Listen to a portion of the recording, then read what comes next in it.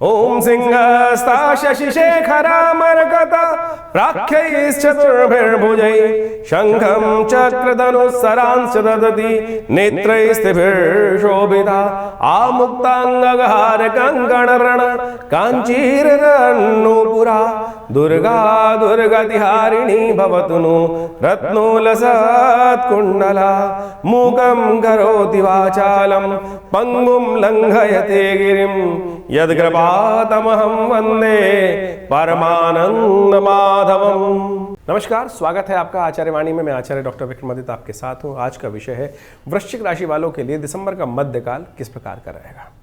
दिसंबर का मध्यकाल ग्रह नक्षत्रों के दृष्टिकोण से आपके लिए बड़ा महत्वपूर्ण परिवर्तन का समय है। सूर्य जो आपकी राशि में ही चल रहे थे, थोड़ी उग्रता दे रहे थे, शक्ति को बढ़ा रहे थे आपके लिए, वो परिवर्तन की तरफ जा रहे हैं और वो आपके मूड में स्विंग ला सकते हैं। ये मूड का स्विंग बड़ा विचित्र रहने वाला है आपके लिए। नेगेटिव तरफ स्विंग हुआ तो फंस जाओगे, पॉजिटिव तरफ स्विंग हुआ तो तर जाओगे। ऐसे ग्रह नक्षत्र योग बन रहे हैं। चाहे आप बच्चे हो, चाहे आप विद्यार्थी हो, चाहे वो स्त्री हो, चाहे वो पुरुष हो, इस सिद्धांत को मानते हुए कार्य कर लेना। परिवर्तन का समय है। आपकी राशि में चलते हुए बुध भी अब मार्गी भी होंगे और उदय भी होंगे। ये विशेष तौर पर एक आपके मनोमस्तिष्क में रुख विचार बदलने का एक रास्ता बहुत सुंदर बनता दिखाई दे रहा है। तो आपको सही रूप से लाभ लेते हुए कार्य करने का प्रयास करना चाहिए। समय आपके लिए बड़ा अनुकूल दिखाई देता है। तो समझो ये वृश्चिक राशि वालों, बस आपकी राशि के स्वामी जो है ना मंगल, वही आपके भाग्य में कमजोरी कर रहे हैं। उनको भी शक्ति देने का रास्ता बनेगा। इन दिनों में खासतौर पर बहुत सारे अद्भुत योग बनने वाले हैं और इन अद्भुत योगों को आप समझते हुए कार्य कर लोगे तो बहुत अच्छा रहेगा। आपको सिद्धांत रूप से समझना चाहिए। देखो, इन दिनों ग्रहों का योगायोग जो बन रहा है वो बड़ा विचित्र चल रहा है। शनि और शुक्र पर मंगल की दृष्टि पड़ने के योग बनते दिखाई दे रहे हैं, क्योंकि शुक्र भी परिवर्तन की तरफ योग बना चुके हैं। और ये परिवर्तन जो है शुक्र का विशेष तौर पर जो आपकी राशि में बनकर तैयार है, ये कहीं ना कहीं आपके लिए बड़ा महत्वपूर्ण योग बनाएगा। और शुक्र पर मंगल का योग जो बनेगा ये आपके लिए खास तौर पर कई मामलों में रास्ता उत्पन्न करने के योग देगा। लेकिन ध्यान रखना है आपको अपने मनोमस्तिष्क में, खास तौर पर थोड़ा ये ध्यान रखना है, स्वास्थ्य का ध्यान रखते हुए कार्य करना है। मन को भटकने नहीं देना है। और एक बात और ध्यान रखना, इन दिनों ग्रह नक्षत्र ऐसे चल रहे हैं कि जो भी आप काम कर रहे हैं उसमें हर चीज़ को विचार करते हुए एक बैकडोर का रास्ता अवश्य खोल के रखना है। सर मुड़ाते ही ओले पड़ने के योग आपकी राशि में बनते हैं, तो ध्यान रखते हुए कार्य करोगे तो अच्छा रहेगा। सिलसिलेवार तरीके समझो। 11 तारीख बुधवार का अवसर, एकादशी तिथि है और मोक्षदा एकादशी है, गीता जयंती का सुंदर पर्व है। और राशि के दृष्टिकोण से यदि हम समझें तो दिन आपके लिए आरंभ तो अच्छा दिखाई देता है, लेकिन दिन में आते आते स्वास्थ्य के मामले में थोड़ा ध्यान रखने की ज़रूरत है। इस दिन ग्रह नक्षत्रों के दृष्टिकोण से चंद्रमा आपकी राशि के अनुसार चलते हुए छठे भाव में जाएंगे करीब 11:47 पर, और ये स्वास्थ्य में थोड़ा ध्यान रखते हुए कार्य करोगे तो अच्छा रहेगा। नए कार्य आरंभ करने के लिए समय जो है 11:45 तक अच्छा है। शाम के समय भद्रा आ जाएगी दोपहर को, जो वो थोड़ा सा कष्ट उत्पन्न करने के योग बना सकती है। नए कार्यों में विलंब कर सकती है। नए कार्यों में हाथ डालना हो तो 11:47 तक डाल सकते हो। भूल कर भी करीब 2:25 के बाद कार्य न करना, दिल्ली के पंचांग के अनुसार से, वो अच्छा रहेगा आपके लिए। गीता जयंती है, भगवान का स्तवन करें, स्मरण करें, कल्याण के योग बनेंगे, अच्छे रहेंगे आपके लिए। हम बात कर लेते हैं 12 तारीख बृहस्पतिवार का अवसर, और द्वादशी तिथि उस दिन चल रही है। और साथ साथ इस दिन बुध जो है आपकी राशि में चलते हुए बुध उदय होने जा रहे हैं। और ये बुध उदय होने से आपके लिए एक बहुत अच्छा रास्ता बनेगा। जो रास्ते आपको 2-3 दिन पहले समझ में नहीं आ रहे थे, नया विजन, नया रास्ता, चीज़ों को संभालने का तरीका आपको मिल सकता है। ये बहुत अच्छा आपके लिए बन रहा है योग। सर्वार्थ सिद्ध योग भी है सुबह 9:52 तक, तो नए कार्यों का आरंभ करना चाहिए। इस दिन अखंड द्वादशी है और साथ साथ व्यंजन द्वादशी है। बहुत सारे लोगों को व्यंजन द्वादशी समझ में नहीं आती है। जिस प्रकार से अन्नकूट होता है ना, हमारे यहाँ नए नए व्यंजन बनते हैं, भगवान को भोग लगाए जाते हैं, इस दिन भी उसी प्रकार का मार्गशीर्ष की शुक्ल पक्ष की द्वादशी के दिन ये योग बनता है। इस दिन बड़ी श्रद्धा के साथ भगवान को बड़े सुंदर व्यंजन बनाकर भोग लगाना चाहिए। उनका आशीर्वाद मिलता है, प्रसन्नता उदय होती है, जीवन में आनंद का आशीर्वाद मिल जाता है। 13 तारीख शुक्रवार का अवसर, त्रयोदशी तिथि है और बहुत महत्वपूर्ण योग है। इस दिन चंद्रमा परिवर्तन का योग बनाएंगे। दोपहर को करीब 1:18 पर चंद्रमा हो जाएंगे आपकी राशि के दृष्टिकोण से बृहस्पति के साथ विराजमान। उच्च के होकर चंद्रमा बृहस्पति के साथ सप्तम भाव में विराजमान होते ही आपको एक बहुत नया रास्ता 2-3 दिन के लिए मिलने के योग बनेंगे, और ये आपको विजय, धन, संपदा के योग बना सकते हैं। तो इसका उपयोग आपको करने का प्रयास करना चाहिए। सुबह 7:49 से ही रवि योग बना हुआ है, ये आपके लिए अच्छा है। नए कार्यों को बिल्कुल निर्द्वंद भाव से, आनंद भाव से करिए, विजय के योग बन सकते हैं। प्रदोष है इस दिन, साधारण प्रदोष नहीं, शुक्र प्रदोष। शुक्रवार और प्रदोष त्रयोदशी का शाम के समय योग ये देता है रिद्धि सिद्धि, सफलता, लक्ष्मी की कृपा। इसके लिए क्या किया जाता है कि भगवान शंकर का सुंदर अभिषेक अवश्य करें। दूध से, इच्छु रस से, इत्र से भगवान को अर्पित करने से कहा जाता है समस्त मनोरथ सिद्ध हो जाते हैं। इसका उपयोग करना चाहिए। और कहा जाता है शाम के समय सूर्यास्त के बाद भगवान शंकर के गण घूमते हैं संसार में, और जो उनकी श्रद्धा से भगवान शंकर पार्वती जी की पूजा कर रहे होते हैं उनकी सूचना भगवान तक पहुंचाते हैं। अवश्य इस शुभ योग का लाभ लें। ऐसे ही नहीं है, साधारण शास्त्र में विद्यमान है, अवश्य करना चाहिए इस दिन।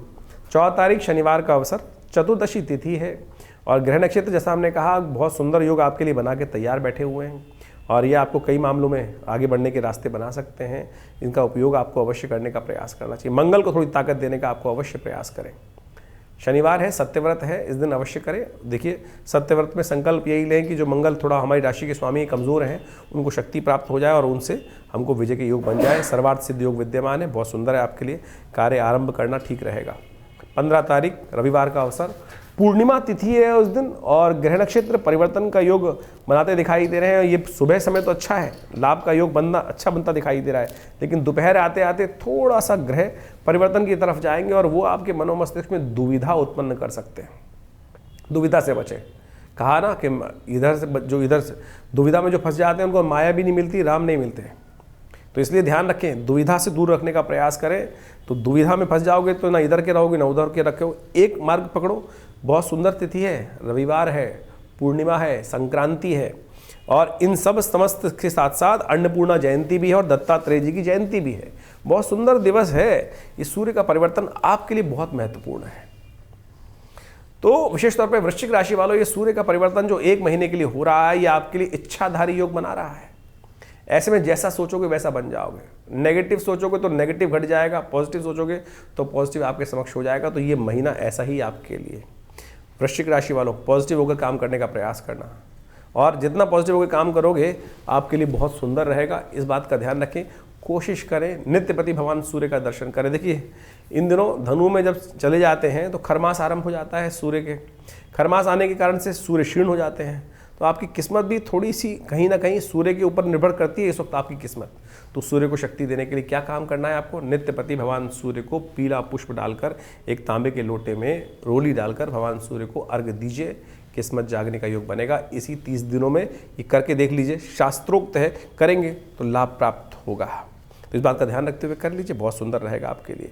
ग्रह नक्षत्र के दृष्टिकोण से जो योग बन रहा है, देखिए हृदय नाम का योग बन रहा है। रविवार का दिवस संक्रांति का योग, हृदय नाम का योग बन जाता है। साथ साथ पूर्णिमा भी विराजमान हो गई। लेकिन ज्योतिष के दृष्टिकोण से कहा जाता है पूर्णिमा और खासतौर पर संक्रांति एक दिन पड़ने से विश्व में कोलाहल का योग बनता है, उत्पात का योग बनता है। लेकिन आपके दृष्टिकोण से हमें कोई ऐसा योग नहीं बन रहा, चिंता ना करें, अच्छा रहेगा। इसलिए इस शुभ योग में हमने विवेकानंद योगाश्रम में नवग्रह शांति महायज्ञ और साथ साथ रविवार का गायत्री महायज्ञ जो चलता है उसमें आप सम्मिलित हो सकते हैं। देखिए बहुत सुंदर तिथि है, सूर्य को शक्ति देने का रास्ता है, तो इसलिए अवश्य उस दिन गायत्री का यज्ञ में आप सम्मिलित होंगे तो सूर्य को बल मिलेगा और सुंदर आपके लिए योग बनेगा। 16 तारीख सोमवार का अवसर, प्रतिपदा तिथि है, पौष का महीना इस दिन से आरंभ हो रहा है और पौष का महीना बहुत विशेष होता है। हम इस कार्यक्रम के अंत में आपको पूरी तरह से पौष और खरमास का योग जो बन रहा है उसके बारे में आपको अवगत कराएंगे, कैसे उसका आप लाभ ले सकते हैं। तो ऐसे में ध्यान रखें, इस दिन विशेषतः पौष का महीना आरंभ और संक्रांति का पुण्य रहेगा इस दिन, क्योंकि रात को 10:11 के बाद सूर्य परिवर्तन की तरफ गए हैं। उस वक्त सूर्य अस्त हो चुके थे, परिवर्तन की तरफ गए, तो संक्रांति का पुण्य अगले दिन माना जाएगा। और धनु संक्रांति के दिन ग्रह योग बताते हैं कि घी का दान करना चाहिए, खिचड़ी का दान करना चाहिए और इस मास में खिचड़ी का सेवन करना चाहिए। स्वास्थ्य के दृष्टिकोण से आपके लिए अच्छा रहेगा। इस बात का ध्यान रखते हुए कार्य करेंगे तो बहुत अच्छा रहेगा। बात कर लेते हैं 17 तारीख के लिए। और ग्रह योग जो परिवर्तन का रास्ता बना रहे हैं, ये आपके भाग्य को जगाने का रास्ता खोल सकते हैं। 17 तारीख मंगलवार, द्वितीया तिथि। इस दिन जो है देखिए बुध भी विशेष तौर पर ग्रह योग चलते हुए आपके लग्न में मार्गी हो चुके हैं ऑलरेडी और ये मार्गी होकर आपको सही दिशा दिखा रहे हैं। साथ साथ मंगल जो थोड़ी हिम्मत कम कर रहे थे, उनके साथ चंद्रमा विराजमान हो जाएंगे इस दिन और ये चंद्रमा विराजमान होकर आपके लिए कहीं ना कहीं लाभ का रास्ता खोल सकते हैं। इसको ध्यान रखते हुए आपको काम कर लेना चाहिए। ये आपके लिए बहुत अच्छा रहेगा। स्थिति मंगलवार को है, हनुमान जी का स्तवन करें, हनुमान जी को चोला चढ़ाएं, कृपा प्राप्त होगी। 18 तारीख बुधवार का अवसर, तृतीया तिथि है इस दिन और ग्रह नक्षत्र आपके लिए आपकी उम्मीद के अनुसार से रास्ता देने के रास्ते बना सकते हैं। तो उसके लिए थोड़ा सा आपके मन में धर्म का उदय भी होगा, रास्ते बन रहे हैं बढ़िया, उसका उपयोग करने का प्रयास करना चाहिए। विघ्न दूर करने के लिए भगवान बुधवार का अवसर है, भगवान गणेश का स्तवन करें, गणेश जी को पीले पुष्प अर्पित करें। इस दिन चतुर्थी का व्रत भी है, तो इस दिन चतुर्थी क्योंकि शाम के समय विराजमान है, तो अवश्य चतुर्थी का व्रत करें, गणेश जी को तिल का भोग लगाएं, बहुत सुंदर रहेगा आपके लिए। 19 तारीख बृहस्पतिवार का अवसर, चतुर्थी तिथि उदया तिथि के रूप में विद्यमान है और ग्रह नक्षत्रों के दृष्टिकोण से यदि हम देखें आपकी राशि के दृष्टिकोण से तो ग्रह परिवर्तन की तरफ जा रहे हैं। मूड के स्विंग से बचने का प्रयास करें, नेगेटिव विचार मन में ना आने दें, तो आपका दिन आपके नाम हो सकता है, ये साफ साफ दिखा रहे हैं। थोड़ा गुरुजन की सेवा करें, पीली चीज़ों का दान करें, आपके लिए अच्छा होगा। 20 तारीख शुक्रवार का अवसर और ये परिवर्तन का योग जो बन रहा है वह आपके लिए सफलता का मार्ग प्रशस्त करता दिखाई दे रहा है। सफलता आपके लिए बिल्कुल तैयार खड़ी है, तो ऐसे में कर्म से भागिए मत। ग्रह नक्षत्र दिखा रहा है कि आपके लिए कर्म के अनुसार से फल प्राप्ति के योग बन रहे हैं, तो इसलिए पूरी तटस्थ होकर काम करेंगे तो अवश्य पूर्ण लाभ प्राप्त करेंगे। दिसंबर का मध्यकाल जो है विशेष तौर पर आपने भी समझा कि ग्रहों का योगा योग किस प्रकार का बन रहा है, कई ग्रहों का परिवर्तन का योग बन रहा है और इस बार संक्रांति और पूर्णिमा दोनों के दोनों विशेष तौर पर योग बना रहे हैं एक विशेष प्रकार का। देखिए, विश्व के दृष्टिकोण से योग अच्छा नहीं माना जाता। पूर्णिमा और संक्रांति यदि एक दिन पड़े तो कोलाहल का योग बनता है, शास्त्र के दृष्टिकोण से कहा गया है इस प्रकार से, और विश्व में आप देख ही रहे हैं किस प्रकार का योग बना हुआ है। साथ साथ इस बार जो वक्र गति से चलते हुए बुध मार्गी हो रहे हैं वो विशेष तौर का योग एक और बनाने का स्थिति उत्पन्न कर रहे हैं कि जो मार्केट, जो शेयर मार्केट इत्यादि में जो कार्य करते हैं वो ध्यान रखने का कार्य करना चाहिए उनको कि मार्केट का रुख एकदम पलट सकता है, यानी एकदम कुछ ऊपर नीचे होने का योग बन सकता है। खासतौर पर आपको उसका ध्यान रखना चाहिए। इसके साथ साथ तेजी का रुख लगातार जो बनता दिखाई दे रहा है, शनि और शुक्र पर मंगल की दृष्टि जो पड़ रही है वो विशेष तौर पर कहीं ना कहीं परिवर्तन का योग बहुत बना रही है। तेजी बाजार में रह सकती है और इस तेजी में रहते हुए जब ये परिवर्तन का योग बनेगा विशेष तौर पर जो बुध हैं वो मार्गी, जो वक्री मार्गी होने का योग बनाएंगे, वक्र गति से मार्गी की तरफ जाएंगे, तो ये खास तौर पर रुख पलट सकता है। तो ऐसे में ध्यान रखते हुए कार्य करने की जरूरत है। देखिए, समय को पहचानने की आवश्यकता है और ऐसे में पौष का महीना जो है वो विशेष तौर पर आरंभ हो ही रहा है दिसंबर के मध्यकाल के अंदर। तो पौष का महीना अपने आप में बहुत विशेष माना जाता है। कहा जाता है कि पौष का महीना जो है वो एक तरह से विशेष तौर पर छोटा पितृपक्ष माना जाता है।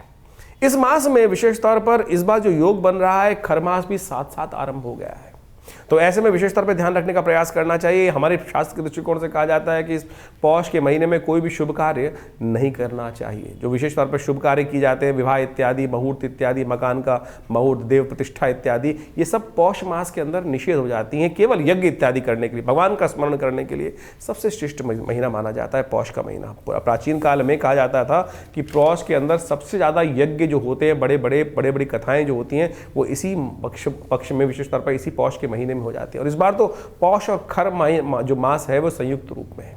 देखिए, खर का महीना मतलब आमतौर पे कथाएं तो बड़ी विचित्र चलती हैं। खर मास जो है विशेष तौर पर जब सूर्य जो है वो बृहस्पति की राशि में आ जाते हैं, दो बार इस प्रकार का योग बनता है। एक तो 15 दिसंबर के आसपास से लेकर 13-14 जनवरी तक के बीच में जो मुहूर्त बनता है जब मकर राशि में सूर्य प्रवेश कर जाते हैं। जो कथा चलती है तो बड़ी विचित्र है कि सूर्य के जो घोड़ों की जगह कुछ और, उनकी जगह जो पौराणिक कथाएं हैं, लेकिन उस पौराणिक कथा का अर्थ कुछ और निकलता है।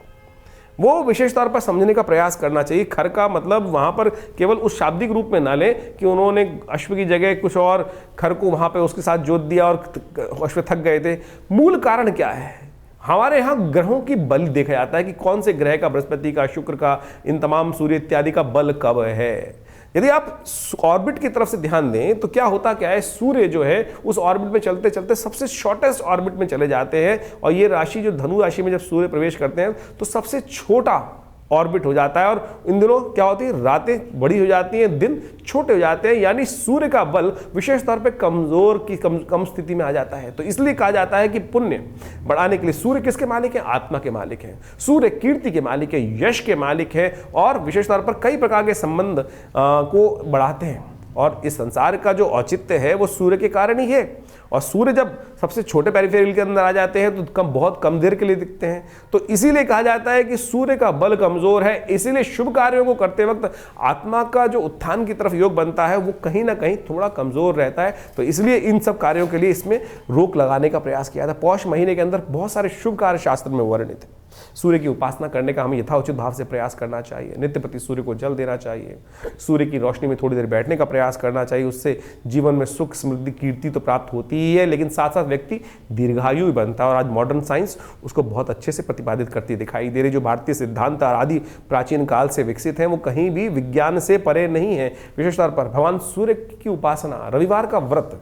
देखिए होता क्या है कि सर्दियों के अंदर आमतौर पर बहुत ज़्यादा खाना खाया जाता है, तो थोड़ा सा आपके उधर को भी थोड़ी शांति प्राप्त होने का प्रयास करना चाहिए। तो हम उसको कोरिलेट करने का प्रयास कर रहे हैं। तो शास्त्र के दृष्टिकोण से जो पौष के महीने का ये विज्ञान बताया गया, इस बार तो पौष और खर मास दोनों एक साथ जो योग बना रहे हैं, तो कम से कम आपकी राशि के दृष्टिकोण से आपको कम से कम इस बात का भी ध्यान रखना चाहिए कि सूर्य को बल दें। तो आपकी राशि से सूर्य का जो संबंध है वो विशेष तौर पर हमने आपको बताया ही। तो आपको ध्यान रखते हुए क्या करना चाहिए, रविवार का उपवास रख सकें, घनीम सूर्य आदित्याय नमः इस मंत्र का जप कर सकते हैं। और विशेष तौर पर इस पौष के महीने में उनका एक विशेष नाम है भग, और उस स्वरूप में उनका पूजन करने से, ओम भगाय नमः इस मंत्र का जप करने से, ओम घृणी सूर्य आदित्याय नमः इस मंत्र का जप करने से समस्त प्रकार के कल्याण के योग बन जाते हैं। कहा जाता है कि इस महीने में पाचन क्रिया को ठीक करने के लिए सिद्धांत बनाया गया कि तिल का सेवन करें, और खासतौर पर खिचड़ी का भोग भी भगवान को भी लगाया जाता है, और खासतौर पर उसका सेवन भी करने का शास्त्र में नियम बताया गया है। उड़द की दाल और चावल का उपयोग करते हुए, तिल का खासतौर पे उपयोग करते हुए यदि आप करेंगे तो क्या होगा, सर्दी भी कम लगेगी, इम्यूनिटी भी स्ट्रांग हो जाएगी, पाचन क्रिया ठीक रहेगी। तो इससे बहुत अद्भुत रूप से लाभ प्राप्ति के योग भी बन जाते हैं। खर मास में एक विशेष तौर पर देखिए सूर्य का संबंध खास खर मास में है, और कहा जाता है भगवान विष्णु की सुंदर आराधना करें, ओम नमो नारायणाय इस मंत्र का यथाउचित भाव से जप करें।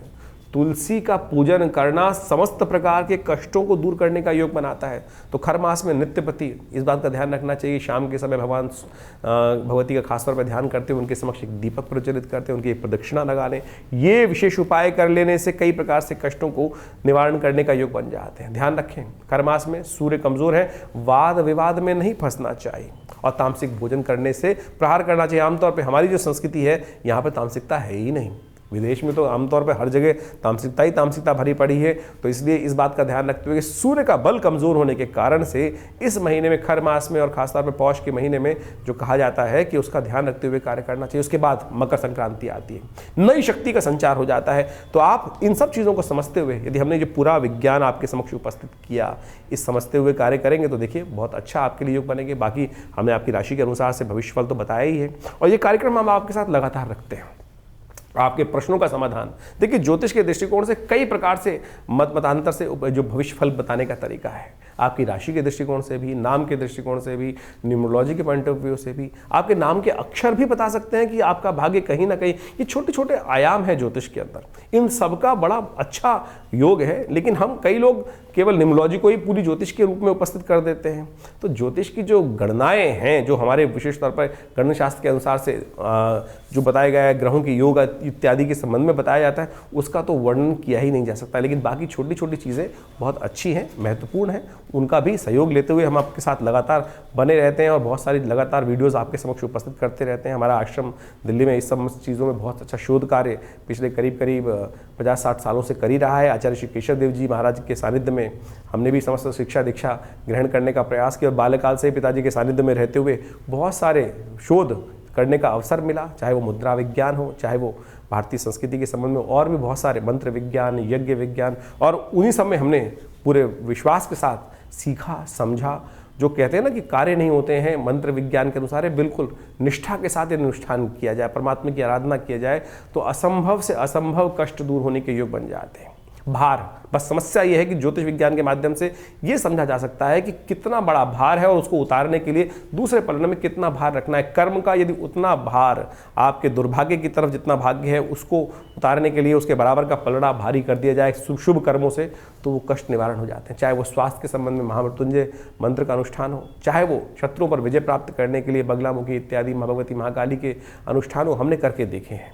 और नित्य प्रति आश्रम पे जो 8 घंटे यज्ञ चलता है, उसमें लोग, बहुत सारे लोग अपने अपनी मनोकामनाओं की सिद्धि के लिए समय समय पर आश्रम के साथ जुड़कर उन समस्त कार्यों में रहते ही हैं। आप भी हमारे इस विवेकानंद योगाश्रम में जुड़ सकते हैं। यहाँ पर बहुत सारे कार्यक्रम हम समय समय पर करते रहते हैं, चाहे वो रविवार का यज्ञ तो विशेष रहता ही है, उसमें जो यज्ञ में सब लोग आके बिना किसी खास तौर पे कोई हम लोग किसी भी कार्यक्रम में कोई शुल्क नहीं लेते हैं, चाहे वो नवरात्र के यज्ञ हों, चाहे वो विशेष तौर पर अभी गुप्त नवरात्रि का यज्ञ भी आएगा, चाहे वो सब सुंदरकांड इत्यादि के पाठ हों। आप स्वयं यदि बैठना चाहते हैं तो उसमें आके बिल्कुल बैठ सकते हैं।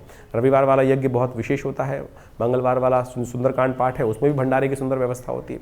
और हर रविवार को तो नवग्रह शांति महायज्ञ, गायत्री महायज्ञ का सुंदर कार्यक्रम रहता ही है, जो सुबह 8 बजे से लेकर 10 बजे तक चलता है। उसमें आप स्वयं भी उसमें भाग ले सकते हैं और भगवान की प्रतिष्ठा प्रसन्नता के लिए माँ भगवती दुर्गा का सुंदर दर्शन।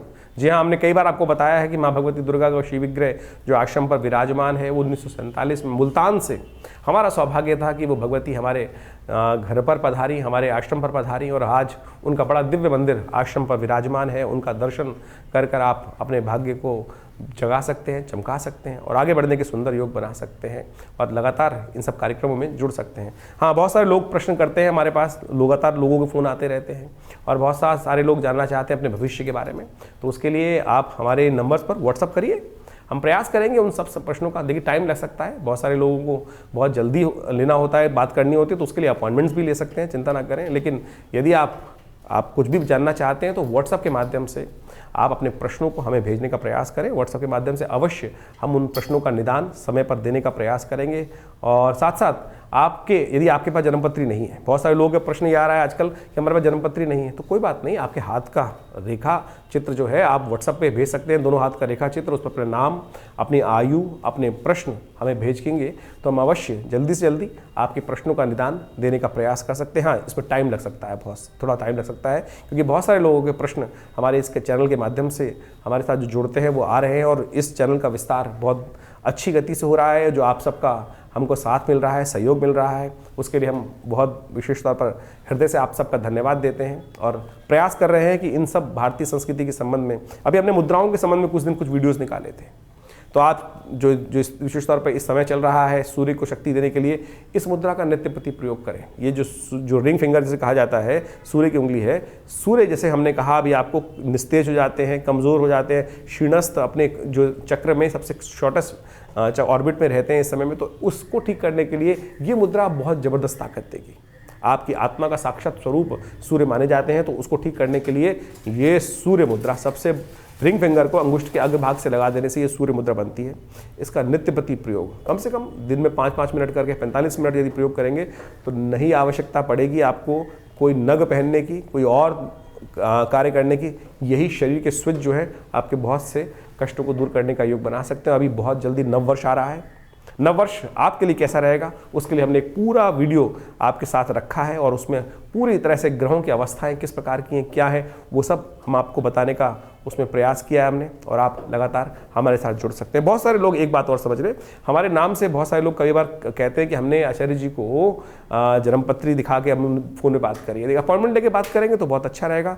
हमारे आश्रम से कोई ऐसा पैसा का डिमांड नहीं किया जाता है, और यदि कोई हमारे नाम से आपसे बात करने का प्रयास कर रहा है, आपको फ़ोन कर रहा है, कम से कम मैं तो किसी को फ़ोन नहीं करता, ये तो मैंने बहुत मित्रगण हैं उनके साथ बात होती है, लेकिन किसी भी व्यक्ति को मैं फ़ोन करके ये नहीं कहता कि आप मुझसे, कभी मैं किसी व्यक्ति को जो जिनसे जान पहचान नहीं है उनको शायद फ़ोन कभी नहीं करूँगा। तो इस बात का भी ध्यान रखें। तो आपको एक केवल सूचना के लिए, आज समय जो है बड़े विचित्र दौर में जा रहा है, हर रोज़ नई नई खबरें आती रहती हैं, जो लोग के साथ साथ कई प्रकार की समस्याएं उत्पन्न होने के योग बनते हैं। हम जिस कार्य में हैं, जिस आश्रम को चलाते हैं, दिल्ली में विवेकानंद योगाश्रम, वो सबकी सेवा के लिए है।